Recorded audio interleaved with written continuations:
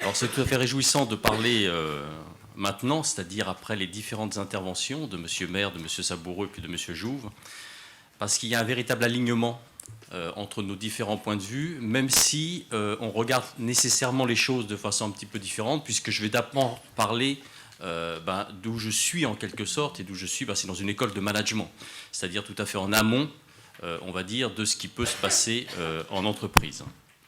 Alors c'est réjouissant, puis en même temps, il y a une certaine audace à parler de management aujourd'hui.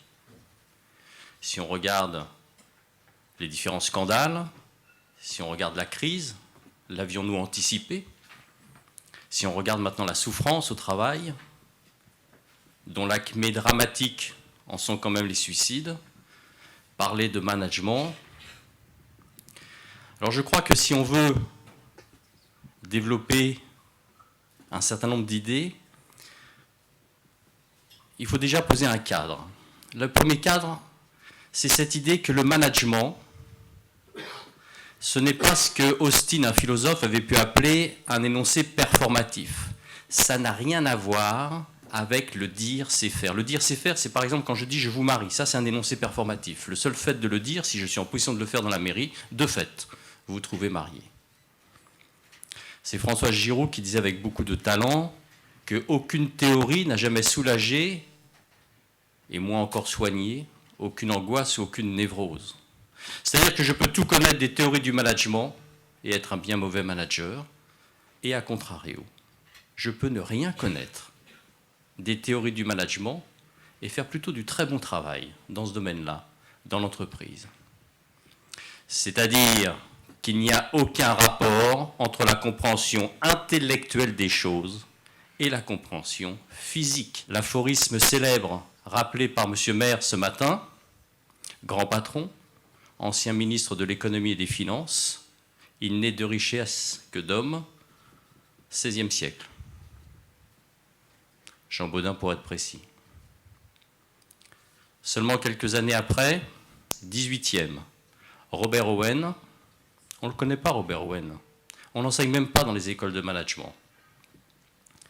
C'est une personne qui va démarrer à essayer de fabriquer des machines pour le coton, et puis va devenir un industriel.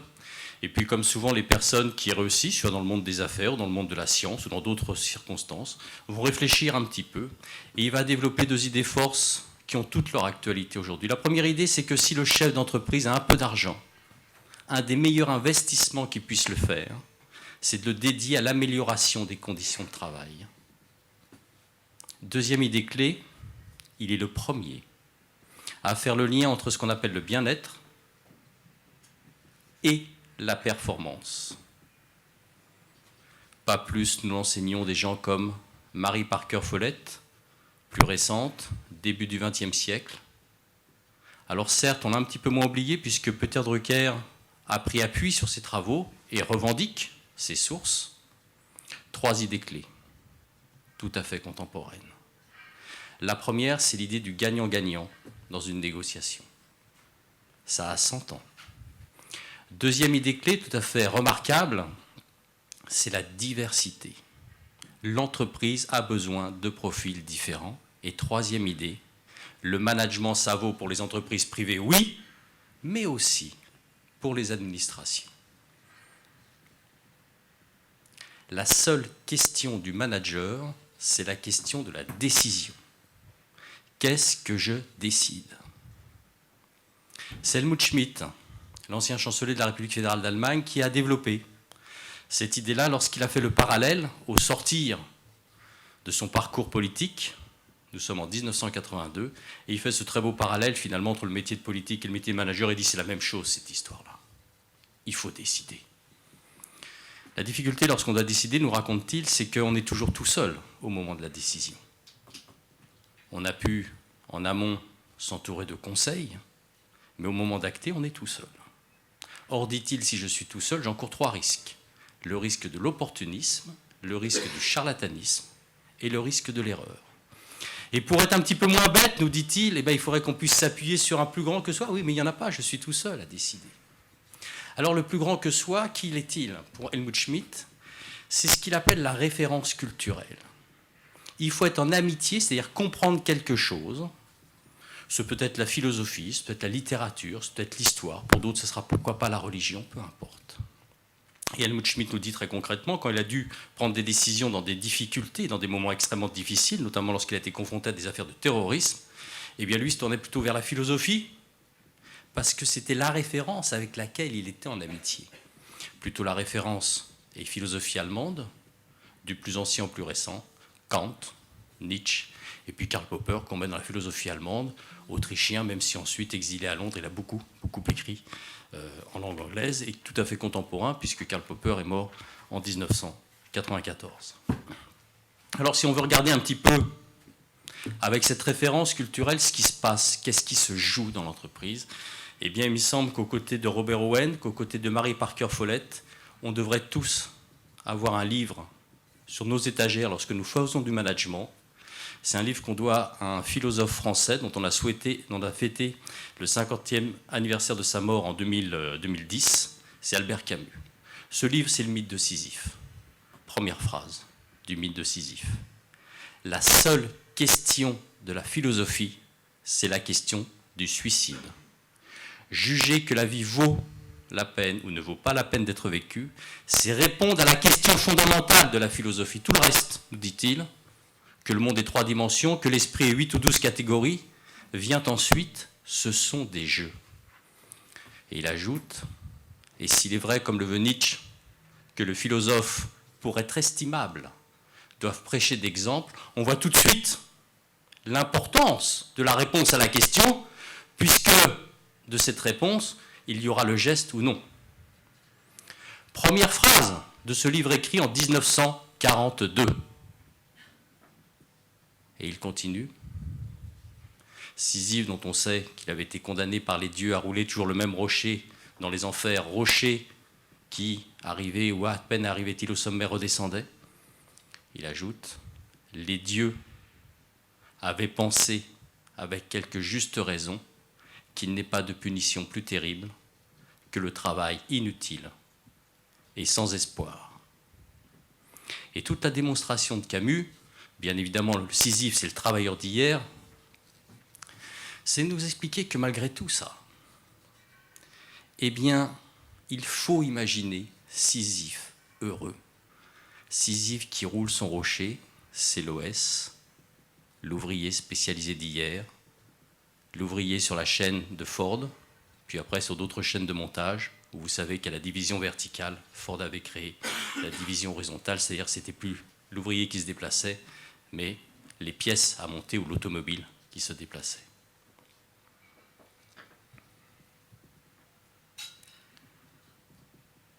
Lorsque Camus nous raconte cette histoire, il en fait la démonstration et il nous donne des pistes. Et peut-être que c'est là qu'on n'a pas su, à un moment donné, poursuivre cette continuité. Pourquoi Sisyphe est-il heureux ? Parce qu'à l'époque, il y a 3 choses qui le portent. Malgré le travail répétitif, son travail a du sens. Il sait pourquoi, tous les jours, il fait le même geste, car ce geste concourt à ce qu'à la sortie, il y ait la Ford T ou une autre voiture. Deuxième chose très très importante, la reconnaissance. À cette époque, quand le patron descendait dans les ateliers qui vous serrait la main, c'était une vraie poignée de main. Pourquoi ? Parce qu'il savait qu'il dépendait de la personne à qui il serrait la main, et souvent d'ailleurs, c'était quelqu'un qui était issu du rang. Et la troisième chose extrêmement forte, ils étaient portés par l'espoir qu'un jour, peut-être, eh bien, eux aussi pourraient gravir les échelons, de OS à contremaître, et pourquoi pas au-delà. Qu'est-ce qui s'est passé dans les entreprises ? On a dit ici, à la fin de l'année, je veux qu'il y ait 15% de personnes en moins, et on n'a donné aucune bille aux managers. Et ça a été dit tout à l'heure en filigrane, qu'est-ce que vous voulez qu'il se passe à ce moment-là ? Eh bien, quand on me dit de faire quelque chose et que je n'en ai pas les moyens, que je sens que je ne vais pas arriver à répondre à l'attente de ma hiérarchie, à faire en sorte que la tâche, elle, puisse s'effectuer, eh bien, j'ai peur. La peur, c'est toujours la peur de son incompétence, et la peur pour un manager, c'est embêtant. C'est la peur de son incompétence à faire du management. Alors qu'est-ce que vous voulez qu'il se passe quand on a peur? Eh bien ce qui se passe normalement. On s'éloigne encore plus des salariés, dont on sait, ça a été rappelé avec beaucoup de justesse, qu'ils sont déjà bien peu en contact avec, on a donné le chiffre de 10% de leur temps de travail. Ils se réfugient dans leur bureau, qu'est-ce qu'ils font dans leur bureau? Ce qu'ils faisaient déjà. Ils répondent aux emails, ils font des réunions. Quand ils sortent du bureau, c'est pour aller en déplacement. Et puis ils font du reporting. Et là où j'amaudirai un tout petit peu mes propos par rapport à ce qui est dit précédemment, bien sûr que c'est une souffrance pour le manager de faire du reporting, mais c'est aussi quelque chose d'extrêmement confortable, car comme là encore ça a été dit, ça évite d'aller au contact des autres personnes. Avant d'arriver à cette idée de contact, qui est évidemment le cœur du slow management, 2-3 points encore. On a dans les entreprises, par rapport à la souffrance, pointé du doigt le stress, le stress, le stress. Il faut agir sur le stress. Alors bien évidemment qu'il faut agir sur le stress. Seulement agir sur le stress, c'est agir sur l'effet. Or, si je veux qu'à un moment donné, l'effet ne se reproduise pas, il faudrait peut-être qu'un jour j'arrive à agir sur la cause de cette histoire-là. Et c'est un petit peu comme un incendie de cheminée. Bien évidemment, lorsqu'il y a un incendie, il faut que je l'éteigne. J'agis sur le stress. Mais après, il faudrait peut-être que je réfléchisse au pourquoi il y a eu un incendie de cheminée. Au fait, est-ce que cette cheminée était gainée? Et puis, une fois que je l'ai gainée, est-ce que cette cheminée est régulièrement ramonée? Oh, c'est pas pour ça que je vais empêcher qu'un jour de nouveau il y ait des incendies de cheminée. Mais là, très clairement, j'agis sur la cause. Qu'est-ce que ça veut dire dans l'entreprise, agir sur la cause?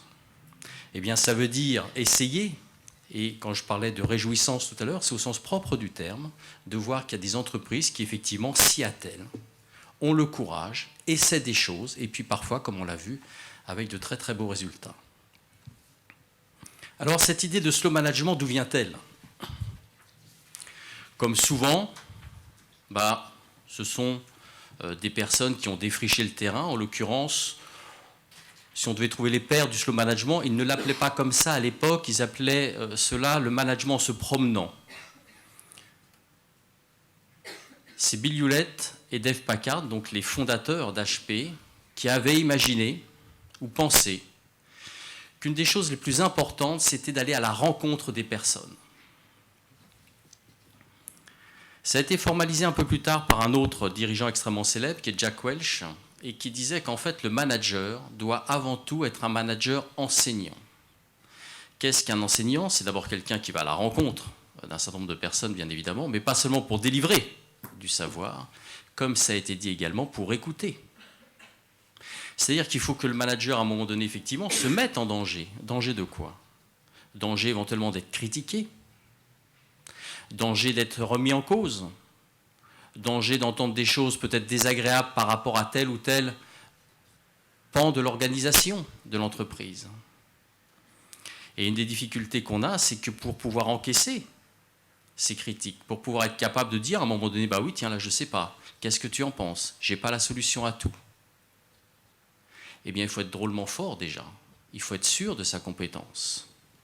Exactement comme on a la même difficulté à recruter plus fort que soi. Pourquoi ne veut-on pas recruter plus fort que soi? Tout simplement parce que là encore, quelque part, on a peur de sa propre non-compétence, voire incompétence.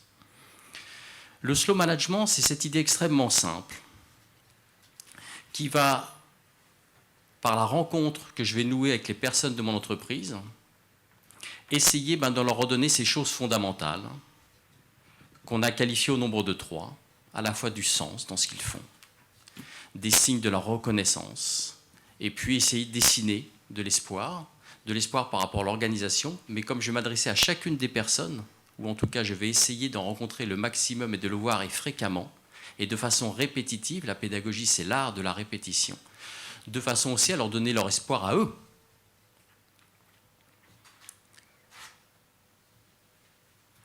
En message qu'on pourrait qualifier d'implicite. Le seul fait d'aller au contact des personnes. Pour prendre une image, on disait que le chapeau de Napoléon sur un champ de bataille, c'était 50% du moral du soldat. Les personnes ont besoin de vous voir. Elles ont besoin de croire en vous comme étant le but vivant quelque part de l'entreprise. Qui plus est, vous voir, et tout particulièrement dans les temps qu'on traverse, c'est-à-dire des temps de crise, des temps de turbulence, c'est bien un petit peu comme l'analogie qu'on pourrait avoir dans un avion, c'est quand même extrêmement rassurant. Bien sûr, dans les messages qui vont être diffusés, ça va être le moment de rappeler ce que fait l'entreprise, tout en mettant en creux et en lumière les difficultés qu'elle rencontre. C'est peut-être de rappeler que ce n'est pas la première fois qu'on traverse des moments de turbulence, et qu'à l'époque, voilà ce qu'on avait fait, et qu'aujourd'hui, voilà ce qu'on va essayer de mettre en place. Seulement, on conçoit bien que pour essayer d'aller à la rencontre des personnes, pour leur donner ce qu'il y a de plus difficile à vous de donner, puisque c'est ce qui vous manque le plus et ce qui est le temps, eh bien encore faut-il que ces personnes, vous soyez intimement convaincus qu'elles soient véritablement importantes. Et c'est là où on achoppe un tout petit peu, mais les conséquences peuvent en être graves, c'est qu'en amont de toute rencontre avec les personnes, de toute politique qui voudrait véritablement mettre les hommes et les femmes au cœur des entreprises, encore faut-il qu'on soit persuadé que ces hommes et ces femmes, sont des hommes et des femmes de valeur. C'est-à-dire que chacun porte dans ses poches ce que Peter Drucker appelait des pépites d'or. On est tous et toutes dépositaires de savoir. Il a été dit plusieurs fois, et j'en suis tout à fait heureux ce matin, il faut demander l'avis aux personnes. Alors, comme moi j'utilise la référence culturelle, ce sont les ergonomes des années 60 qui ont très très bien montré que dans l'entreprise, si la vérité existe, ce n'est pas celui qui élit les conditions de travail, ce n'est pas l'ingénieur pour l'ouvrier. La vérité, c'est celui qui éprouve.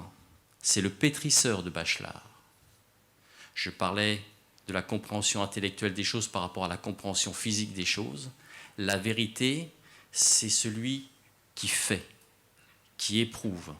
Le « je suis » est plus fort que le « je pense ». De même que pour l'ingénieur, il a lui aussi une hiérarchie. Et à un moment donné, il est dépositaire de sa propre vérité dans son propre travail par rapport au management. Alors je crois qu'il faut aborder toutes ces questions avec beaucoup de retenue. Beaucoup de retenue, pourquoi ? Parce qu'on ne sait pas bien. Il ne faut pas reproduire les schémas du passé où on pensait avoir cette fameuse solution à tout. Au fait, toutes ces phrases, si elles sont dites, j'allais presque dire, trop sérieusement, il n'y a pas de problème, il n'y a que des solutions. C'est extrêmement anxiogène pour la plupart des personnes, à une exception près, c'est lorsque le bateau coule. Mais dans l'entreprise, en général, le bateau ne coule pas au sens propre du terme. On est en situation de difficulté.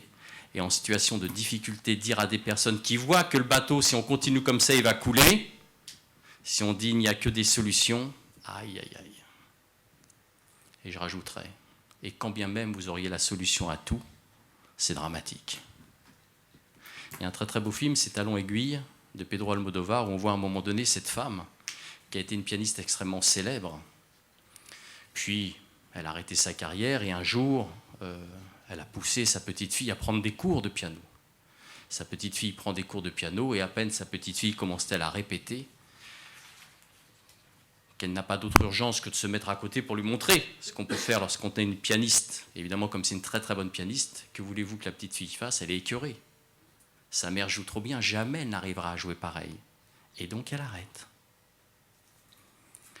La solution à tout, c'est aussi qu'à un moment donné, il faut comprendre que les hommes et les femmes à qui vous adressez n'attendent pas forcément de réponse.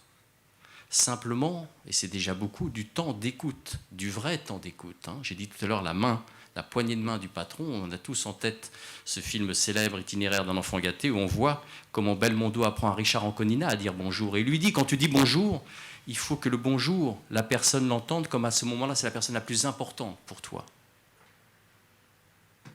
C'est-à-dire qu'il faut être tout à fait authentique. Il faut dire les choses telles qu'elles sont.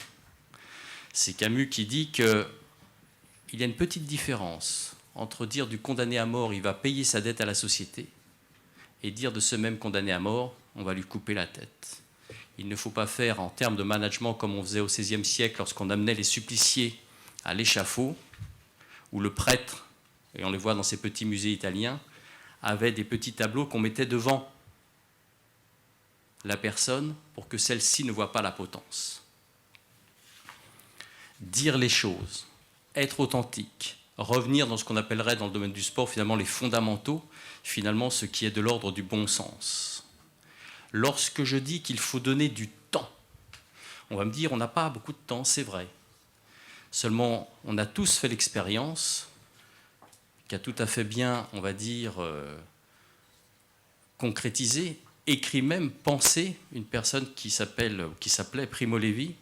Et Primo Levi, on sait qu'au sortir de la guerre, bon, il était chimiste, il a repris son travail de chimiste, il a écrit un très très bel ouvrage qui a connu beaucoup de succès si c'est un homme, puis d'autres ouvrages, La Trêve, La Clamolette et d'autres choses. Et il se plaignait amèrement qu'il n'avait quand même pas assez de temps pour écrire, mais qu'à la retraite, lorsqu'il y aurait retraite, à ce moment-là, il pourrait écrire. Et puis il s'est aperçu finalement qu'à la retraite, il n'a pas beaucoup plus écrit, peut-être même moins.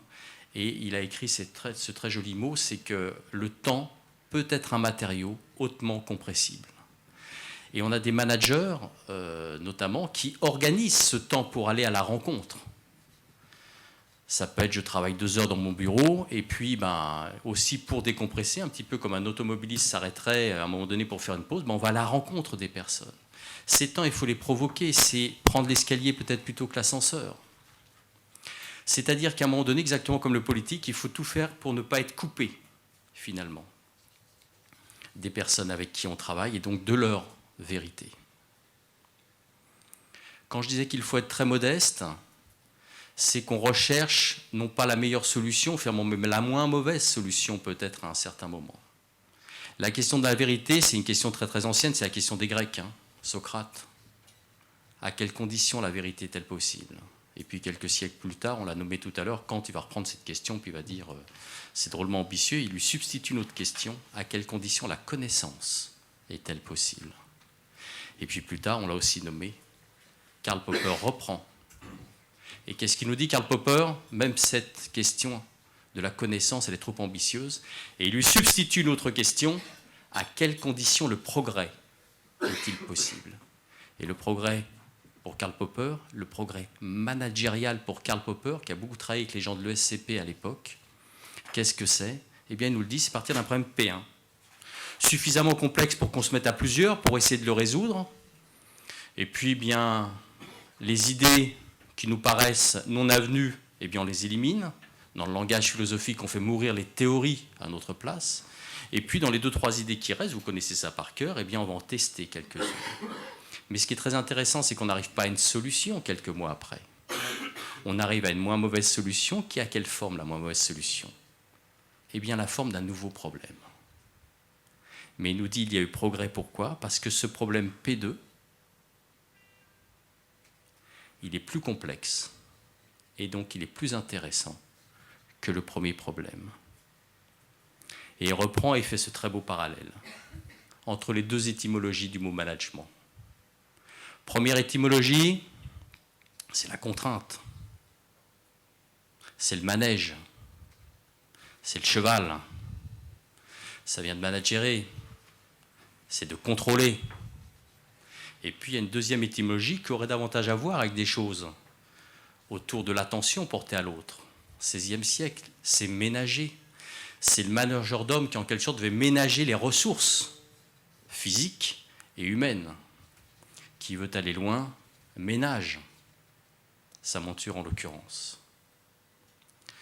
C'est-à-dire que vous êtes confronté à un des métiers les plus difficiles au monde, ça avait été déjà labellisé, marqué par Freud en quelque sorte, parce qu'effectivement, comme le métier de parent, comme le métier de gouverneur ou de politique, c'est un métier impossible.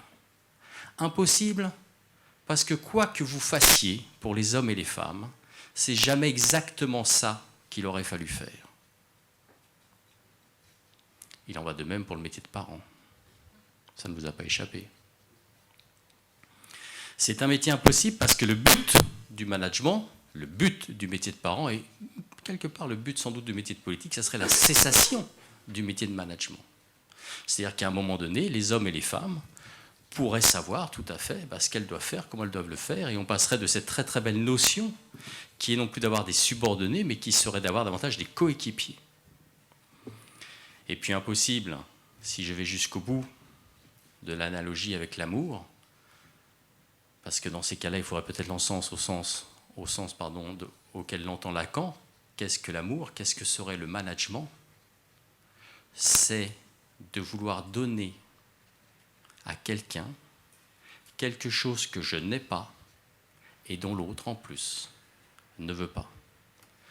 Juste pour terminer sur l'importance de donner ce qu'il y a de plus rare, de plus important pour vous, de ce qui va faire sens, reconnaissance et espoir, ces mots que nous connaissons tous, puisqu'il s'agit du renard qui confie son secret au petit prince. Première phrase, ce n'est pas la plus intéressante. On ne voit bien qu'avec le cœur, l'essentiel est invisible pour les yeux. Très bien. Juste après. C'est le temps que tu as perdu pour ta rose qui fait ta rose si importante. C'est le temps que j'ai perdu pour ma rose, répéta le petit prince afin de se souvenir. Les hommes ont oublié cette vérité, mais toi tu ne dois pas l'oublier, dit le renard. Tu deviens responsable pour toujours de ce que tu as apprivoisé. Tu es responsable pour toujours de ta rose, et il faut que nous en soyons convaincus. Les hommes et les femmes comptent sur nous. Nous avons un devoir envers eux, car l'espoir qu'on leur a promis en quelque sorte lorsque nous avons recruté, lorsque nous avons décidé de travailler avec, eh bien sans doute que ça a à voir avec ce que Saint-Exupéry appelait apprivoiser.